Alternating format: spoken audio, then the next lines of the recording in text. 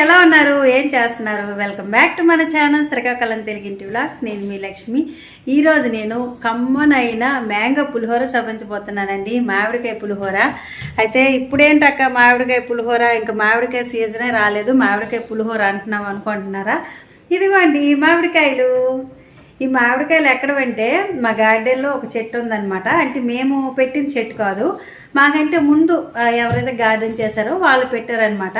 అంటే మేము ఉండేది ఆర్మీ క్వార్టర్స్లో కాబట్టి మా క్వార్టర్స్ చుట్టూరు కూడా మామిడి చెట్లు బోల్డ్ అని ఉంటాయి. దానికి మామిడికాయలు వచ్చినప్పుడు ఎవరికి నచ్చిన వాళ్ళు తీసుకోవచ్చు అనమాట. అయితే మామిడికాయలు అయితే ఆల్రెడీ వచ్చేసాయి, చూడండి ఎంత సైజులో ఉన్నాయి. దీనికంటే కూడా ఇంకా పెద్ద సైజులో ఉన్నాయి, అవి పైకి ఉన్నాయి అనమాట. ఇవైతే కిందకి కొంచెం వచ్చాయి.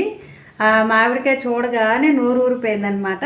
ఒక 3 మామిడికాయలు అయితే తీసుకొచ్చాను, ఎక్కువ తీసుకురాలేదు. ఇంకొంచెం పెద్దవైతే ఇంకా మళ్ళీ తెచ్చుకుందామని చెప్పేసి ఈ మామిడికాయలతో ఇప్పుడు నేను పులిహోర చేయబోతున్నాను. ఫస్ట్ టైం అనమాట, ఈ సీజన్ వస్తుంది కదా సమ్మర్లో ఫస్ట్ టైం మ్యాంగోని అయితే టేస్ట్ చేయబోతున్నాను అనమాట.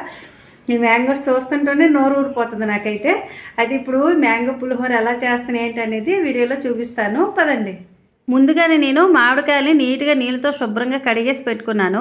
మీకు చూపిద్దామని చెప్పేసి ఆ కాడలను అయితే కట్ చేయలేదు.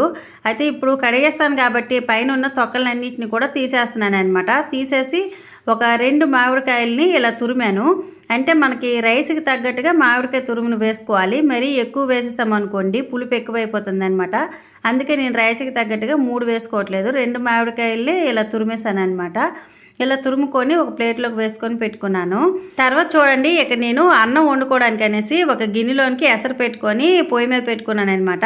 నేను ఎప్పుడు అన్నం వండుకున్నా కానీ ఇలా ఎసరులో వేసుకుంటాను అనమాట. ఎసరు పెట్టుకొని వండుకుంటాను, కుక్కర్లో అన్నం పెట్టను. అయితే నేను పులిహోర చేసుకోవడానికి ఇక్కడ ఒక గ్లాసు బియ్యాన్ని ఒక గిన్నెలోకి వేసుకొని నీట్గా ఒక 2-3 సార్లు శుభ్రంగా కడుక్కుంటున్నాను. ఒకవేళ మీరు కుక్కర్లో వండుకోవాలనుకుంటే ఒక గ్లాసు బియ్యం కుక్కర్లో వేసేసుకొని నీట్గా శుభ్రంగా కడిగేసి ఒక గ్లాసు బియ్యానికి 2 గ్లాసులు నీళ్లు వేసుకొని మీడియం ఫ్లేమ్లో ఒక 2 విజిల్స్ వచ్చేంత వరకు ఉడికించుకుంటే మీకు పర్ఫెక్ట్గా పులిహోర రైస్ అయితే వచ్చేస్తుంది. నేను ఇక్కడ బియ్యాన్ని కడిగేసి ఎసరు మరుగుతుంది కదండి, ఆ ఎసరులోనికి బియ్యం వేసేసాను. వేసేసుకొని మంటని హై ఫ్లేమ్లో పెట్టుకొని ఈ రైస్ అనేది 80% వరకు ఉడికినంత వరకు ఉడికించుకోవాలి. అంతకంటే మెత్తగా ఉడికింది అనుకోండి పులిహోర అనేది ముద్దగా అయిపోతుంది. పులిహోరకి ఎప్పుడైనా సరే రైస్ అనేది చాలా పొడిగా ఉంటేనే పులిహోర చాలా బాగుంటుంది, ఎక్కువసేపు ఉంటుంది అనమాట.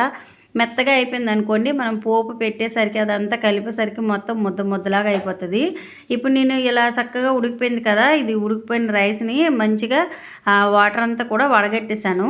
వడగట్టేసి ఇప్పుడైతే వెడల్పుగా ఉండే ప్లేట్లోకి వేసుకుంటాను అనమాట. అలా వేసుకుంటే రైస్ అంతా కూడా పొడిగా వస్తుంది. తర్వాత ఇప్పుడు ఈ పులిహోర ఎలా చేసుకోవాలో చూద్దాము. ఇప్పుడైతే స్టవ్ పైన కడాయి పెట్టేసుకొని ఒక 4 టేబుల్ స్పూన్ వరకు ఆయిల్ వేసాను. ఆయిల్ బాగా కొంచెం వేడైన తర్వాత ఇప్పుడు అందులో పల్లీలు వేసుకొని వేయిస్తున్నాను అనమాట. ఈ పల్లీలు వచ్చేసి పులిహోరలో చాలా ఎక్కువగా వేసుకుంటేనే చాలా బాగుంటుంది, మధ్యలో తగులుతూ చాలా టేస్టీగా ఉంటుంది. పల్లీలు సగం వరకు వేగిన తర్వాత ఇప్పుడు అందులో పోపులన్నింటిని కూడా వేస్తున్నాను. ఈ పోపులు వచ్చేసి మీ అందరికీ తెలిసిందే కదా, పచ్చి శనగపప్పు, పచ్చిమినపప్పు, పచ్చి పెసరపప్పు, ఆవాలు, జీలకర్ర ఇవన్నీ కూడా హాఫ్ టీ స్పూన్ వేసాను అనమాట. ఇవన్నీ వేసేసుకొని మంచిగా వేయించుకున్న తర్వాత కట్ చేసుకున్న పచ్చిమిరపకాయ ముక్కలు కూడా వేసుకొని వేయించుకున్నాను. నేను ఇక్కడ 3 పచ్చిమిరపకాయలు కట్ చేశాను, అంటే మన టేస్ట్కి తగ్గట్టుగా వేసుకోవాలన్నమాట. అలాగే ఎండుమిరపకాయలు అంటే పులిహోర చేసుకోవాలంటే ఎండుమిరపకాయలు ఖచ్చితంగా వేసుకోవాలి, అప్పుడే మనకి మంచి ఫ్లేవర్ వస్తుంది. అలాగే కరివేపాకు, పచ్చిమిరపకాయలు, ఎండుమిరపకాయలు ఇవన్నీ కూడా చక్కగా ఇలా వేగిపోయిన తర్వాత ఇప్పుడు నేను ముందుగా తురుముకున్నాను కదా మ్యాంగో తురుము, దాన్ని అయితే ఇందులో వేసేస్తున్నాను అనమాట. మొత్తం వేయకుండా ఇందులో నుంచి 1 టీ స్పూను మామిడికాయ తురుము అయితే పక్కన పెట్టేశాను. ఇదేం చేస్తాను అనేది వీడియో చివరిలో చూపిస్తాను. ఇలా పక్కన పెట్టేశాను కదా, ఇప్పుడైతే ఈ తురుము అంతటిని కూడా ఇలా మిక్స్ అయ్యేటట్టుగా కలిపేస్తున్నాను అనమాట. తర్వాత వచ్చేసి ఒక హాఫ్ టీ స్పూన్ వరకు పసుపు వేస్తున్నాను. రైస్కి సరిపడా పసుపును అయితే ఇందులోనే వేసేయాలి.